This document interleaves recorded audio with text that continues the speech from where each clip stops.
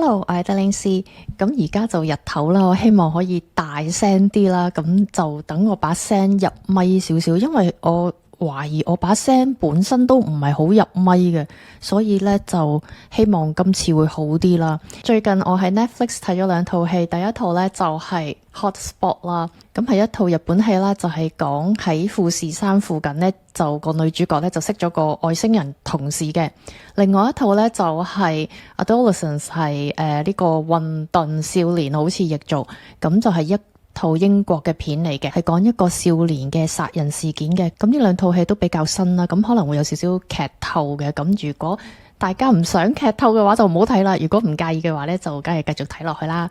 咁呢兩套戲咧，我主要係想用嚟描述頭4個星座啦，尤其是喺金牛座 Rohini 阿娃同埋阿當離開咗伊甸園之後咧，可能會發生啲咩事，而呢一類型嘅劇情係點樣影響緊我哋普通人喺地球上面嘅能量嘅呢？如果大家係第一次嚟我呢個 channel 嘅話呢，我就對天文學、對印度星相學啦、對愛情啊、對啲 we 運嘢好有興趣嘅。咁如果你都係嘅話呢，快啲 subscribe、like and share 啦。咁如果你想知道自己嘅 birth chart 呢，咁我下面有條 link 呢，你可以喺嗰度睇下一啲免費嘅網站，你可以知道自己嘅星星個分佈大概係點樣嘅。但係如果你想知道自己更加詳細嘅 birth chart，或者想做 consultation 呢，咁你都可以喺呢一個 email 嗰度揾到我嘅。之前我有條片咧係講騙子嘅，嗰度第一個騙子嘅星宿咧就係 Mrigashira 啦。Mrigashira 咧係坐落於金牛座橫跨雙子座嘅。咁喺 Mrigashira 之前咧就係 Rohini 咧就係好出名阿娃喺伊甸園裏面嘅生活嘅。Mrigashira 咧就係阿娃啦同埋阿當啦，因為犯罪啦而被趕出伊甸園嘅。咁所以 Mrigashira 嘅人咧通常係處於一個佢好想獨立、好想離開做物主，但係同時又處於一個好震驚嘅狀態嘅，因為佢係一個乜嘢都有嘅金牛座咧，向前面嘅雙子座進發，仲要本來咧阿當同埋阿娃一男一女咧，本來係剝光豬都冇事嘅，但係因為食咗個蘋果之後咧，就知道咦，點解原來我係女仔，你係男仔喎？原來我哋係有分別嘅喎。從此之後咧，一男一女咧就要開始你追我逐得嚟，又想保留自己嘅獨立性，呢一個咁矛盾嘅能量嘅角力啦。所以 Mrigashira 咧就係用一隻鹿啦去做一個象徵，佢喺森林裏面受到少少驚嚇咧，佢就會好驚咁喺度跑咁樣。咁同時佢亦都好想逃離梵天 Brahma 嘅掣肘嘅，因為喺 Rohini 知道啦。Brahma 梵天創造咗自己個女之後咧，佢係迷戀自己個女啦，不停咁樣追逐佢。咁所以呢個阿娃就話唔得，我要獨立。咁個女咧就帶埋阿當咧一齊食咗個蘋果啦，跟住就被趕出伊甸園啦。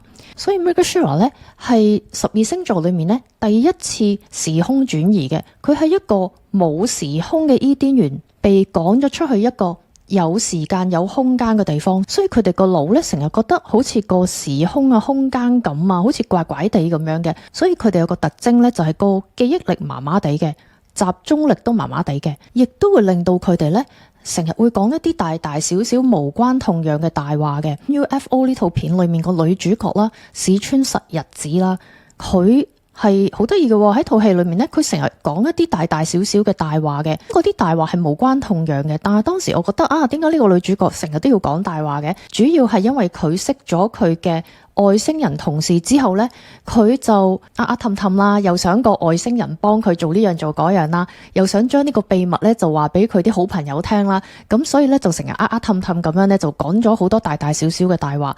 亦都有一幕咧好得意嘅，佢喺個超市度買嘢嘅時候，佢就喺度諗屋企究竟食完嗰樣嘢未咧？咁佢咧估食完，咁佢就買啦。另外一樣咧，佢就估未食完仲有剩，所以佢就冇買。點知佢翻到屋企一望咧，佢係調轉咗嘅，錯咗嘅。佢以為食咗嗰個咧係未食完嘅，佢以為未食晒嗰個咧就食完啦，所以佢係買錯嘢翻屋企嘅。咁呢一個咧亦都係睇到佢嗰個記憶力啦，有時唔係好集中啦，記錯嘢啦。另外 Mrigashira 咧都好中意利用一啲罪疚感咧去氹氹嘅。因為佢哋喺伊甸園被趕走嘅時候，係因為佢哋犯罪而被趕出嚟噶嘛，所以佢哋好知道乜嘢叫犯罪，乜嘢叫罪惡感。所以呢個女主角呢，有時氹唔到外星人幫佢手嘅時候呢，佢就會用呢一個手法啦。佢就會話嗱，如果你唔幫我，而最後呢發生咗一啲事件嘅時候呢，咁你個心就唔好過啦，係咪？咁不如你幫下我啦咁。所以我就發現呢個女主角呢，好中意喺日常生活呢，就用呢一啲手法呢去得到佢想得到嘅嘢。咁當然啦，喺套戲裏面呢係無傷大雅嘅。但係如果你用呢一啲方法去做一啲真係好差嘅事嘅話呢，個殺傷力呢都可以好大嘅。咁所以如果你有 Mega Share 嘅話呢，你就要留意下啦。每一個大大小小嘅大話，你個動機係咩？點解你要講呢一個大話？其實係無傷大雅嘅，可能係好簡單。我哋每一個人都會講嗰一類啦。我明明20分鐘先到嘅，你話俾人聽話，我仲有5分鐘。嗱，呢類型嘅大話呢，個個都講嘅。但係呢一啲大話呢，就係 Mega Share 嗰種無關痛癢嘅。不過呢，你會發現呢一類型嘅大話呢，都係為咗減輕自己嘅罪疚感呢而去講嘅。因為你覺得哇，遲20分鐘好似唔好意思，不如話遲5分鐘啦，唔係好覺啦，係咪？呢度呢，就係有一種嗰個時空嘅混淆啊，即係人哋等你20分鐘，但係你個心就覺得20分鐘啫。我嚟到你咪覺得我都係遲7分鐘啫嘛，即係你可能會咁樣去諗嘅。所以呢一個呢係好 Mega Share 一啲時空嘅混淆啦、集中力不足啦，同埋成日會講呢啲大大小小嘅大話呢，係令到自己得到好處嘅。下一個星宿呢，就係 Ardra 啦。Ardra 咧就係真真正正咧由一個天上面咧跌落嚟呢個凡間，所以 Ardra 咧係多災多難嘅。喺 Ardra 咧，我哋跌咗落凡間之後，我哋就徹底同我哋嘅父親啦、上帝啦、造物主 Brahma 咧係切割嘅，因為阿灣呢個阿女咧就唔想再俾佢嘅爸爸 Brahma 造物主咧係追逐啦，咁佢要逃離佢自己個爸爸，咁所以喺 Ardra 嘅人咧好多時都會同爸爸咧係喺關係上咧唔係咁好嘅。喺 Punawwasu 咧就係一個Ardra 呢個多災多難、山崩地裂之後咧，開始咧就聞到一啲草香味啦。開始我哋個地球咧成形啦，開始有啲香味，終於我哋可以喺地球居住啦。咁所以 Punawwasu 咧都同一啲種植啊、好多花草啊，同呢類型嘅嘢係有關係嘅。但係喺呢一度我哋就徹底地咧同我哋嘅造物主係分開咗。咁而 Punawwasu 咧都仲有前半橛啦，係喺雙子座，下半橛咧先至會去到巨蟹座嘅。而雙子座咧，因為係講緊一男一女啊嘛，咁呢一男一女嘅 energy 咧，就係代表我哋好想去揾到一個另外一半去完成自己啊嘛。我哋成日都覺得如果冇另外一半嘅話咧，我哋一個人咧就好似有啲乜嘢缺失咁樣，一定要有另外一個咧，咁我先至係一個完整嘅一個人。Punawwasu 咧呢個感覺咧就會非常之強烈，因為佢落咗嚟地球之後同爸爸切割咗，而自己嘅阿當阿娃咧就失散咗啦。咁我嘅阿當同埋我嘅阿娃究竟佢去咗邊度呢？所以如果你要我真係形容 Punawwasu 嘅話呢，我會覺得你究竟仲愛唔愛我？呢一個咧係 Punawwasu 嘅主軸嚟嘅。所以喺 Punawwasu 裏面呢，好多時都會有一啲古仔，就係一個好醜樣嘅怪獸啦，但係就得到一啲好靚嘅女仔嘅真愛嘅。個女仔呢，唔介意你嘅外貌啦，醜唔醜樣啦，而佢深深地愛上你，因為佢會話我見到嘅唔係你嘅外貌，我見到嘅係你嘅靈魂。咁好多時咧就會有呢啲主軸嘅。喺 Adolescence 呢套戲裏面，個男主角咧係個13歲嘅男仔啦，佢叫 Owen Cooper， 月亮同埋 K2 咧就喺 Punawwasu 嘅，佢嘅水星係 Mula。喺第3集啦，有個女心理學家啦就同佢傾嘅。咁呢個女演員呢，佢嘅太陽就喺 Punawwasu，Rahu 咧就喺 Mula， 而佢個爸爸咧 Stephen Graham 啦，佢同時都係呢套戲嘅導演嚟嘅，佢嘅水星就喺 Punawwasu， 佢嘅 Rahu 都係喺 Mula 嘅。Mula 咧其實就喺 Punawwasu 雙子座嘅對面，咁而 Mula 同 Punawwasu 咧係可以好緊密地一齊發生嘅，因為 Mula 咧，你睇翻我之前嘅片咧，佢係馴獸師嚟嘅。佢就係將一啲好醜樣、好巨大嘅怪獸咧，去馴服佢嘅意思，即係話呢個怪獸係代表我哋一啲好原始嘅能量。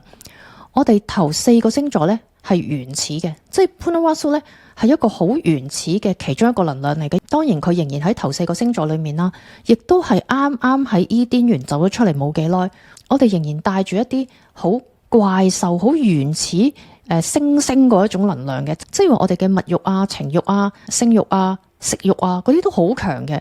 但係我哋同時落咗嚟地球之後，我哋仍然又掛住之前一啲好美好嗰一種嘅 energy。咁所以當我哋嘅怪獸嗰一 part 走出嚟嘅時候呢，我哋就會發狂發癲。所以喺 Purna 呢一套戲，個男仔呢，佢同個心理學家喺度傾嘅時候呢，佢會由一個好文靜啦 OK 啦，都可以控制到自己情緒嘅一個男孩子啦，突然間佢會情緒失控咧，就會爆發，就會兇嗰個女心理學家嘅。佢兇嘅時候咧，就好似一個怪獸，好似個野獸咁樣咧，發狂咁樣咧，係狂叫啦。最後佢要離開間房嘅時候咧，個女心理學家就話俾佢聽：哦，我哋完成咗啦，我哋傾完啦。咁呢個男仔咧就突然間就問佢：咁究竟你中唔中意我啊？ Don't you even like me a bit? What do you think about me?你覺得我點樣啊？你一啲都唔中意我咩？你一啲啲都冇中意我咩？而個男仔根本就唔想終結嗰一段對話嘅。雖然佢中間又發狂啊，又狂叫啊，又質疑個心理學家其實係對佢唔好啊。講完一輪之後，其實佢嘅意思即係話，咁其實你中唔中意我？你愛唔愛我？你覺得我點樣？呢一個係 Purna 嘅一個主軸嚟嘅。尤其是佢嘅意思即係話，我咁差，我係一個殺人犯喎，但係你中唔中意我啊？或者佢對佢自己個爸爸啦，Stephen Graham， 我係一個殺人犯，我唔小心殺咗一個人，但係爸爸你仲愛唔愛我？其實個主軸呢就係咁樣嘅。而佢個爸爸 Stephen Graham 呢，佢個外貌啦，亦都係有少少好似怪獸咁樣嘅，即係佢好大隻，亦都唔係話一個好靚仔嘅一個演員啦。所以佢個爸爸啦，有呢一個 Purna 嘅 energy。佢都係代表一個比較原始、比較怪獸嗰一邊嘅能量。咁而呢個爸爸呢，係好辛苦咁樣將自己由一個原始嘅能量呢過到去一個文明嘅能量，即係話佢要控制自己，佢自己個寶貝一個咁可愛嘅小朋友喺13歲呢個咁少年嘅時期呢，一夜之間變成一個殺人犯，變成一個怪獸。而呢個男孩子呢，都好得意嘅。當個心理學家問你受唔受女仔歡迎嘅時候呢，佢竟然話呢：「我好醜樣，所以我唔受歡迎。」但係個男仔都睇到啦，佢個樣 OK 嘅。咁但係點解佢會覺得自己醜樣嘅呢？佢話 I'm ugly。而亦都見到呢個男仔啦，同佢爸爸一樣啦，其實係好努力咁想做一個文明嘅人，想控制自己嘅情緒。爸爸呢，好尊重佢媽媽，亦都好尊重個女嘅。你見到佢個女有時講粗口嘅時候呢，佢爸爸喺套戲裏面係講咗2次，叫個女小心你把口，即係唔俾個女講粗口嘅。而佢亦都對佢嘅太太啦，佢個媽媽啦，係非常之尊重嘅。即係雖然會嗌交，但係最後都係尊重嘅，都係錫佢媽媽嘅。而你會見到個少年一樣啦，雖然佢係唔小心殺咗個女仔啦，佢同個心理學家講嘅過程呢，其實佢係尊重啲女仔。所以喺 Purna 啦，佢嘅業主呢，係木星嚟嘅，木星係代表丈夫，亦都係代表智者。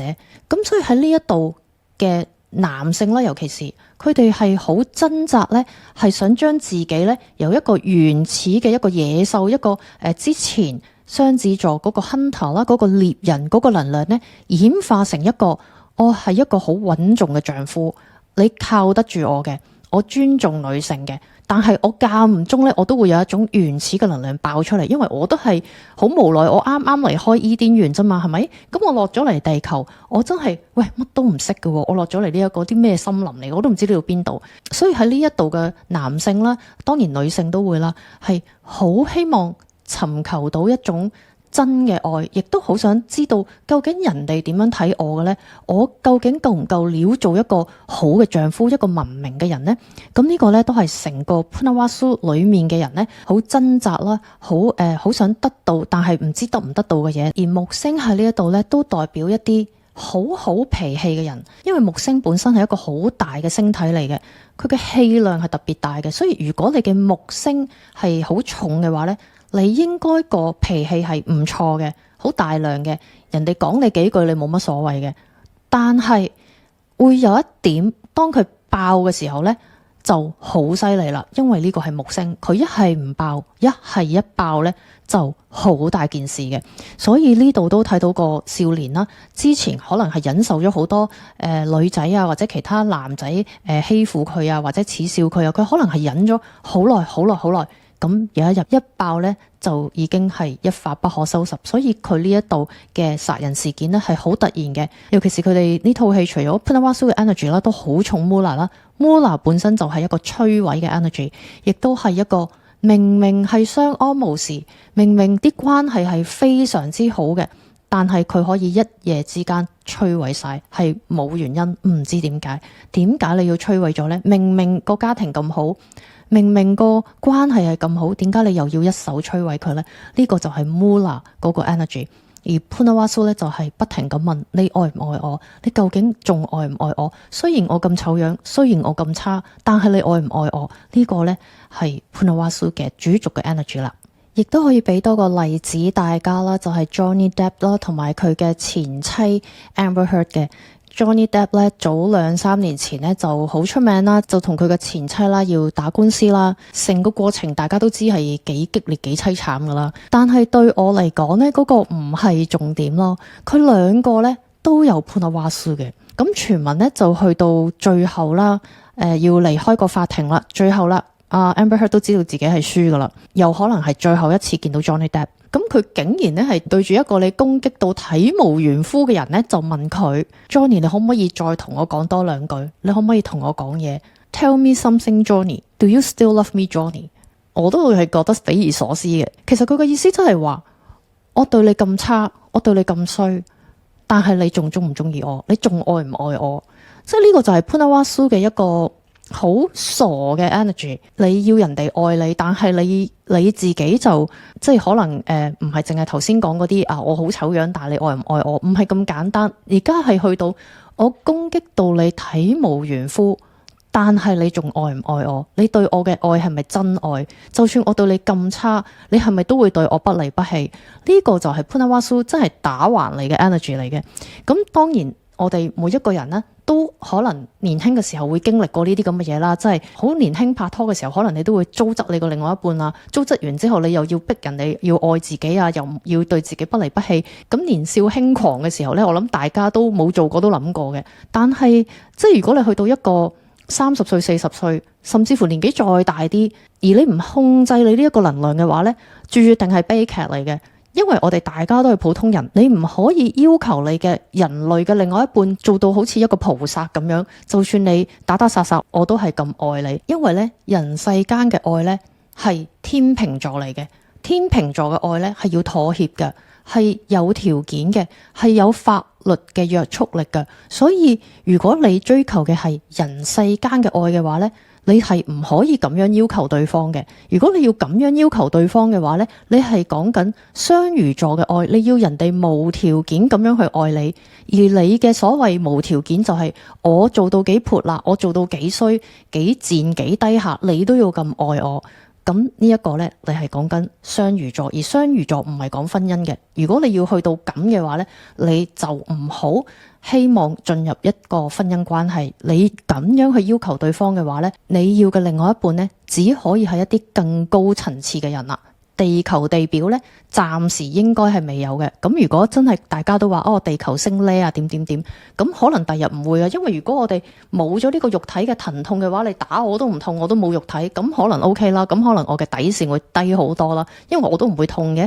但係我哋係人類嚟噶嘛，你打我會痛噶嘛，咁你唔可以對你嘅另外一半呢有咁過分嘅要求，而仍然希望你對我嘅愛係咪真嘅？你仲愛唔愛我？哇，真係呢個呢係 Punawwasu 一個好極端嘅一個例子咯。咁但係頭先嗰套戲都睇到嘅，自己個寶貝仔做咗一啲咁嘅事，象徵式地呢個仔變咗一個怪獸，而一個爸爸啦個樣唔係咁靚仔啦，一個有輕微象徵怪獸嗰個爸爸啦，佢就要逼自己由怪獸呢變成一個文明嘅人，佢仍然都要愛自己個仔，咁佢就會慢慢向 Uttarapata 即係之前講劉青雲嗰個方向行啦，就係我見到有正有邪，但係我全部都要接受，我全部都知道。而 Uttarapata 就係雙魚座啦，所以喺 Punawwasu 千祈咧唔好要求另外一半咧係真係完全冇條件咁樣去愛你而進入一個婚姻生活，係冇可能嘅。我哋只可以向雙魚座嗰邊行，咁你就有機會遇到一個咁樣嘅人，就好似 Punawwasu 個爸爸啦，好似劉青雲呢個爸爸咁啦，係可以無條件咁樣咧接受自己個仔嘅。咁所以如果你有 Migashira 啦或者係 Punawwasu 嘅話咧，記住留意所有嘅缺點咧，都喺佢好細嘅時候咧留意佢咧，佢自己慢慢就會調整噶啦，唔需要話壓抑自己啊，唔講大話，唔需要嘅。你可以講大話，你可以去問人哋究竟愛唔愛自己，但係你要知道自己做緊啲乜嘢，點解自己會做啲乜嘢，從而慢慢去修正自己嘅。咁如果唔係去到後面有咩悲劇嘅時候咧，咁就拉唔翻轉頭噶啦。咁你下次再輪迴嘅時候咧，就會有人咧翻嚟討債啦。因為 Punawwasu 咧係第一個 karmic cycle， 因為 Punawwasu 亦都係代表一支箭啦，射出去啦，射咗出去之後，支箭會翻落個桶裏面啦，跟住再射翻出去，即係話個輪迴嘅周期咧，就係由 Punawwasu 嗰度咧開始越來越激烈嘅。咁好啦，今日就講住咁多先。咁如果大家都對呢一類型嘅 topic 有興趣嘅話咧，咁就記住快啲 subscribe、like and share 啦。咁下一條片再見啦，拜拜。